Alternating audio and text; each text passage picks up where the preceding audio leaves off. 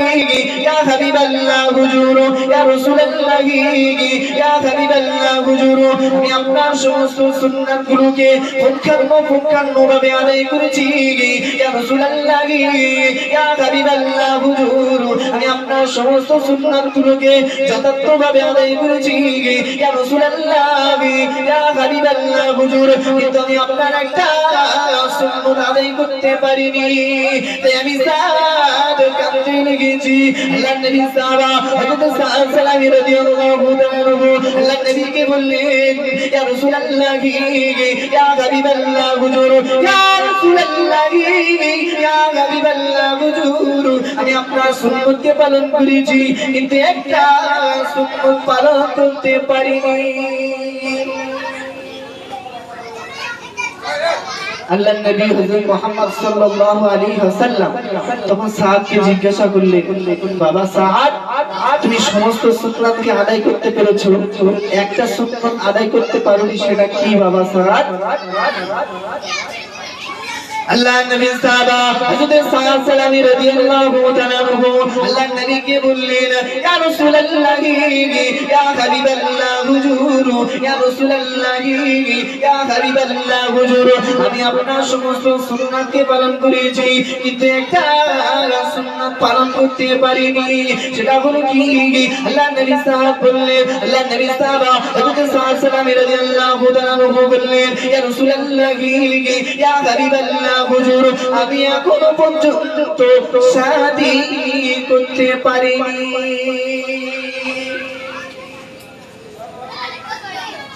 আল্লাহর নবী সাহাবা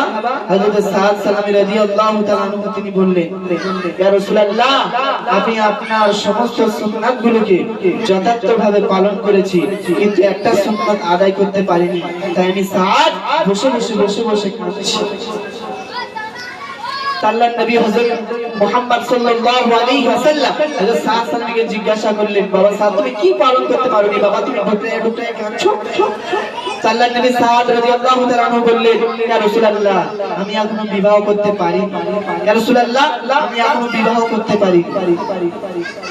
তো আল্লাহর নবী সাহাবা হযরত সাদ সালামী রাদিয়াল্লাহু তাআলা আনহু যখন এমনটি কথা বললেন दूसरे पाक सल्लल्लाहु अलैहि वसल्लम साद के बोलলেন বাবা সাদ তুমি আলীর দরবারে চলে যাও তো রাসূল পাক সাল্লাল্লাহু আলাইহি ওয়াসাল্লামের সাহাবী হযরত সাদ সালামী তিনি একটা সুন্নাতকে আদায় করতে পারেনি তাই তিনি মনে মনে ডুকরে কাঁদছেন বর্তমান জামানায় দেখতে পাওয়া যায় আমরা নবীর সুন্নাতগুলোকে ভুলে আছি নবীর সুন্নাত থেকে আমরা দূরে সরে আছি তো রাসূল পাক সাল্লাল্লাহু আলাইহি ওয়াসাল্লামের শাফায়াত ছাড়া আমরা কেউ জান্নাতে যেতে পারবো না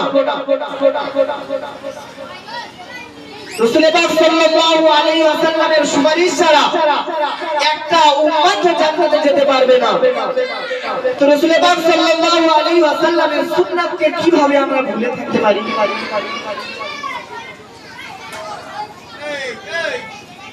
আল্লাহ রাব্বুল আলামিন কোরআনের মধ্যে জানিয়ে দিয়েছেন فليضحكوا قليلا ويبكوا كثيرا ওরে বান্দা তোরা বেশি করে কাঁদ আর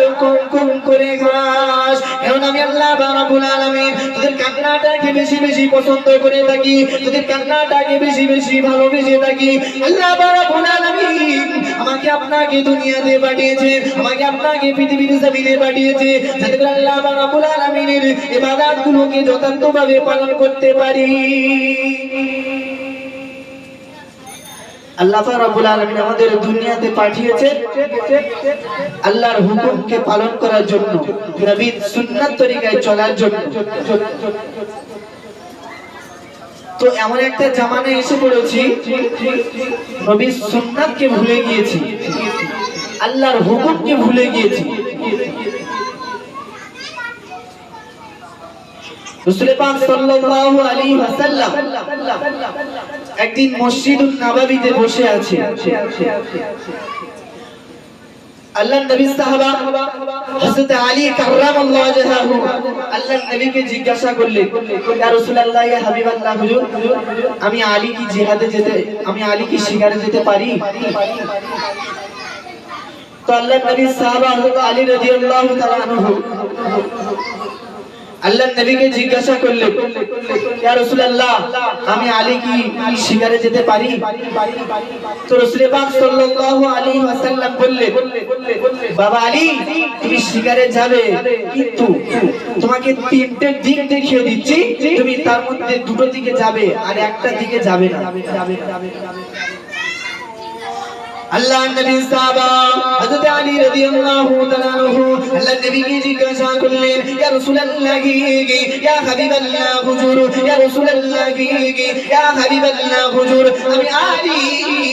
কি শিকারে যেতে পারি নাকি? আল্লাহ পাক রব্বুল আলামিনের নবী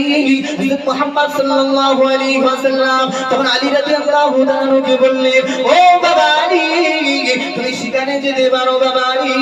তুমি শিকারে যেতে পারো বাবা আলী, কিন্তু তোমাকে আমি তিনটা দিক বলে দিচ্ছি বাবা আলী, তুমি দুটো দিকে শিকারে যেতে পারবে, একটা দিক শিকারে যেতে পারবে না। আল্লাহর নবী সাহাবা হযরত আলী রাদিয়াল্লাহু তাআলা আনহু তিনি শিকারে বাগির হয়ে পড়লেন। আল্লাহর নবী সাহাবা তিনি শিকারে চলে গেলেন বাবা। আল্লাহর নবী সাহাবা হযরত আলী রাদিয়াল্লাহু তাআলা আনহু তিনি শিকারে চলে গেলেন। তিনি দুটো দিক শিকার করেছেন, কিন্তু কোনো শিকার পেলেন না। আল্লাহর নবী সাহাবা আলী রাদিয়াল্লাহু তাআলা আনহু রাসূল পাক সাল্লাল্লাহু আলাইহি ওয়াসাল্লামকে বলেছিল, ইয়া রাসূলুল্লাহ, আমি শিকারে যেতে চাই। তো রাসূল পাক সাল্লাল্লাহু আলাইহি ওয়াসাল্লামের অনুমতি নিয়ে হযরত আলী রাদিয়াল্লাহু তাআলা তিনি শিকারে বাহির হয়ে